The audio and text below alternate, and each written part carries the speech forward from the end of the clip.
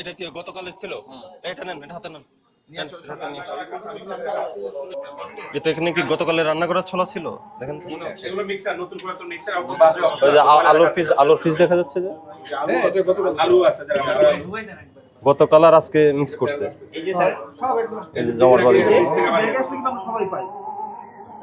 আর এটা হলো এগুলো হচ্ছে পুরান পেঁয়াজ, হয়তো নতুন খামির সাথে মিক্স করে আবার চালানো ভিজে ফেলা দেওয়ার কথা। পানিতে ভিজাচ্ছে। তো তেলটা এখানে ঢালো তো দেখি কি রকম, এটা কি অবস্থা।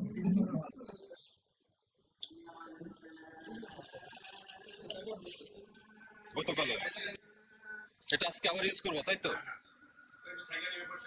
এটা কতদিন ধরে ব্যবহার করছো? একদিন হলে এত ঘন হয় কিভাবে? ঘন কালো হয়ে যাচ্ছে। আচ্ছা এদিকে আসো। এই ছোলা গতকালের ছোলা কেন মিক্স করছো আজকে? রান্না করা ছোলা? এগুলো ছোলা সব রিটার্ন যাবে। কোথায় রিটার্ন যাবে? এই যে আপনার এই যে আছে বস্তা আছে, বস্তা রিটার্ন। না, রিটার্ন দিলে আপনি এটা ওয়াশ করছেন কেন? ওয়াশ করে নিত। এই যে গতকালের ছোলা আছে না এখানে? রান্না করা ছোলা ছিল তো? এই যে ফ্রিজের ইয়া আছে, এখন আইস ভাঙে নাই আছে। যে ফ্রিজে রাখছেন এই যে জমাট বাঁধা ছিল।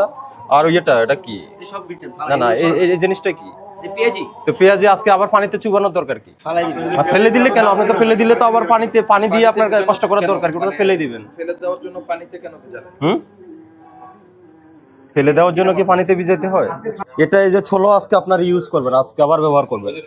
গতকালের রান্নাটার সাথে একটা মিক্স করবেন। আর এই যেটা এটাকে আপনি করবেন পানিতে, এটা করবেন নরম করে, আপনি একদম লুজ করে আবার আজকে খামিরের সাথে মিক্স করবেন। এর বাইরে কিছু নইলে এটার কোনো কারণ থাকে না। আপনি এটা পানির মধ্যে আবার ওই বোলের মধ্যে পানির মধ্যে এটা ভিজানোর জন্য প্রসিকিউশন লিখতে বলেন ইয়ারে। কি কোনো ব্যাখ্যা আছে আপনার?